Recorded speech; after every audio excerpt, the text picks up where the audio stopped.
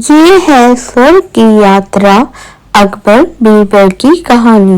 एक दिन शहंशाह अकबर नाई से अपनी हजामत बनवा रहे थे। तभी वह नाई शहंशाह अकबर की तारीफ करने लगता है।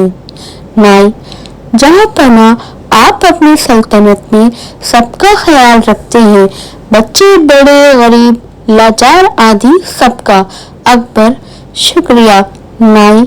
लेकिन जहाँपना अकबर, लेकिन क्या क्या हम किसी को भूल रहे हैं जिसकी हम देखभाल नहीं करते हैं? नाई, जहाँपना गुस्ताखी माफ करे। क्या कभी आपने बड़े बूढ़ों यानी कभी अपने बुजुर्गों के बारे में सोचा है जो दुनिया छोड़कर स्वर्ग चले गए हैं? अकबर, लेकिन हम तो उनका भी ख्याल रखते हैं, उनके हक में हम दुआ करते हैं, उनकी याद में हमने शाही मकबरे बनवाए हैं।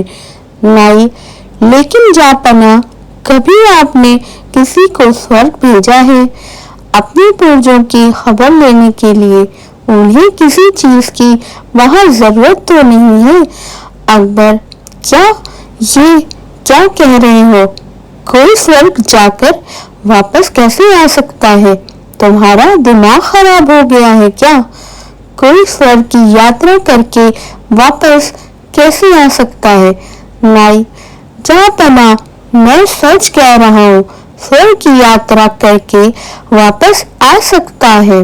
मैं एक ऐसे योगी बाबा को जानता हूँ जो स्वर्ग भेजकर वापस बुला सकते हैं। वजीर अब्दुल्ला उनके भक्त हैं। आप चाहें तो वजीर अब्दुल्ला से कहकर आप उस योगी को बुला सकते हैं। अकबर, ठीक है, तुम कल ही वजीर अब्दुल्ला से कहकर उस योगी को बुलाओ। फिर अगले दिन वजीर अब्दुल्ला उस योगी बाबा को लेकर आते हैं। अकबर, वजीर अब्दुल्ला, क्या योगी बाबा दरबार में आ गए हैं? वजीर अब्दुल्ला, जी जहाँपना वह दरबार के बाहर ही खड़े हैं, आपकी इजाजत हो तो उन्हें बुलाया जाए। अकबर, जी वजीर अब्दुल्ला, उन्हें बुलाया जाए। योगी राज निरंजन बाबा दरबार में हाजिर होते हैं। योगी राज अल्लाह निरंजन, मेरा नाम योगी निरंजन बाबा है। अकबर, हमने सुना है योगी जी आप किसी को भी स्वर्ग भेजकर वापस बुला सकते हैं, ये बात सच है? योगी राज, हाँ, मैं किसी को भी स्वर्ग भेजकर वापस बुला सकता हूँ। अकबर, हमें भी अपने पूर्वजों के बारे में जानकारी चाहिए। वह स्वर्ग में कैसे रह रहे हैं? उन्हें वहाँ किसी चीज की जरूरत तो नहीं है? योगी राज, आप किसी भरोसेमंद इंसान को स्वर्ग भेज सकते हैं जो स्वर्ग के मोह में न फंसकर वापस आ सके। वजीर अब्दुल्ला, जहाँपना आप बीरबल को इस काम के लिए भेज दीजिए। बीरबल से ज्यादा भरोसेमंद और कौन हो सकता है? अकबर, बीरबल, क्या आप हमारे लिए स्वर्ग जाएंगे? बीरबल, जी जहाँपना मैं स्वर्ग जरूर जाऊंगा, लेकिन उससे पहले मैं निरंजन बाबा से कुछ पूछना चाहता हूँ। योगी राज, इस यात्रा में कितना समय लगेगा? योगी राज, इस यात्रा में कम से कम 2 महीने लगेंगे, अगर तुम स्वर्ग के सुख में मोह में न फंसो तो। बीरबल, योगी जी आप मुझे स्वर्ग कैसे भेजेंगे? योगी राज, मैं एक पवित्र आग जलाऊंगा, उसमें तुम्हें प्रवेश करना है। वैसे तो ये क्रिया कहीं भी हो सकती है, लेकिन हम इसे गंगा नदी के किनारे करेंगे। बीरबल, जहाँपना मैं काफी दिनों के लिए अपने घर से दूर रहूंगा, इसलिए मैं 4-5 दिन की मोहलत मांगता हूँ, कुछ अधूरे काम निपटाने हैं। अकबर, ठीक है बीरबल। योगी राज जी आप ये काम 5 दिन बाद संपन्न करें। अब 5 दिन बाद बीरबल को जलाने के लिए ले जाया जाता है। स्वर्ग की यात्रा के लिए योगी राज विधि संपन्न करते हैं।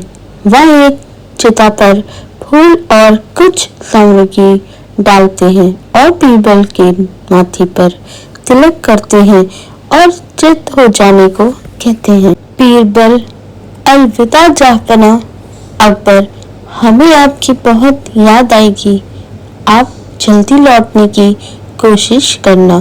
बीरबल, जी जहांपना, मैं जल्दी लौट कर आऊंगा। और फिर 2 महीने गुजर जाते हैं। शहंशाह अकबर बहुत चिंतित हो जाते हैं।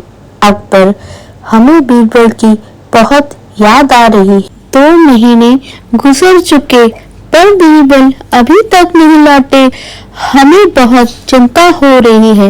योगीराज का क्या कहना है, कब तक बीरबल लौट आएंगे? वजीर अब्दुल्ला, जहांपना, योगी बाबा ये भी तो कह रहे थे, हो सकता है बीरबल को स्वर्ग के सुख बहुत भा गए हो और वह उन्हें छोड़कर ना आना चाहे। अकबर, नहीं, ऐसा कभी नहीं हो सकता है। बीरबल ऐसा कभी नहीं कर सकते हैं, उन पर हमें पूरा भरोसा है।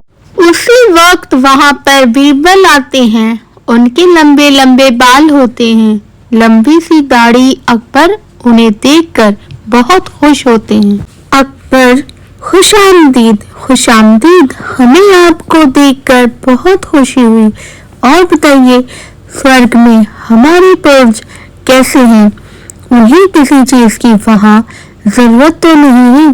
बीरबल, नहीं जहांपना, उन्हें किसी भी चीज की जरूरत नहीं है, वे वहाँ बहुत खुश हैं। अकबर, लेकिन बीरबल, आपने ये बाल इतने क्यों बढ़ा लिए हैं? बीरबल, जहांपना, मेरे ही नहीं, वहाँ पर सभी के बाल बहुत लंबे हैं। वहाँ पर कोई नाई नहीं है बाल काटने के लिए, इसलिए उन सभी ने यहाँ पर जो नाई है उसे बुलाने के लिए कहा है ताकि वो वहाँ सबके बाल काट सके। अकबर, हाँ हाँ, क्यों नहीं, हम अभी अपनी नाई को वहाँ भेज रहे हैं। योगीराज और वह नाई अभी यहीं पर है।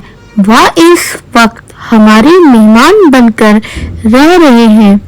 हम अभी स्वर्ग भेजने की क्रिया करवाते हैं। योगीराज और उस नाई को बुलाते हैं। वह दोनों दरबार में हाजिर होते हैं। अकबर उनसे कहते हैं, अकबर, योगीराज, स्वर्ग में नाई की जरूरत है।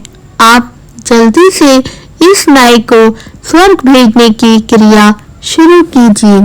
नाई अपने घुटनों पर देखकर, जहांपना, मुझे माफ कर दीजिए, मुझसे ये सब वजीर अब्दुल्ला ने करवाया था, क्योंकि वह बीरबल की शोहरत से चलती है और बीरबल को अपने रास्ते से हटाना चाहते थे। और ये बाबा भी पाखंडी है। पता नहीं बीरबल उस आग से कैसे बच गए, लेकिन मैं नहीं बचूंगा, मुझे माफ कर दीजिए। अकबर, क्या इतनी बड़ी साजिश बीरबल के खिलाफ?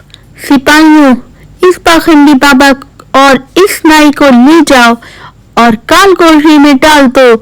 और तुम वजीर अब्दुल्ला, मुझे तुमसे ये उम्मीद नहीं थी।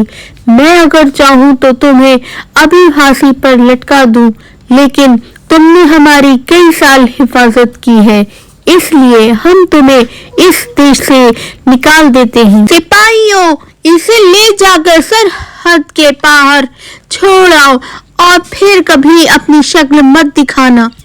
अच्छा बीरबल, मेरे बुद्धिमान दोस्त, ये बताओ तुम्हें इस साजिश का कैसे पता लगा? बीरबल, जहांपना, जब मैंने योगीराज के मुंह आगे प्रवेश करने वाली बात सुनी तो मुझे लगा दाल में कुछ काला है। तभी तो मैंने आपसे 5 दिन की मोहलत मांगी और मैंने उन 5 दिनों में एक ऐसी सुरंग तैयार करवाई जो उलचंगा से सीधे मेरे घर को जाती है। जहांपना, जब योगीराज ने आग जलाई तो मैं सीधे उस सुरंग पर खड़ा था जो मेरे घर को जाती है। योगीराज के आग जलाते ही मैं सुरंग का दरवाजा खोलकर अपने घर पहुंच गया। जहांपना, इस तरह से मैं वहां से बच निकला और मैं चाहता था ये लोग अपना गुनाह खुद कबूल करें, इसलिए मैंने 2 महीने अपने बाल नहीं काटे, क्योंकि मैं ये भी जानता था कि इन तीनों में सबसे कमजोर कड़ी नाई है। अकबर: वाह बीरबल वाह, एक तुम ही हो जो ऐसा कर सकती हो। बीरबल: शुक्रिया जापना, शुक्रिया।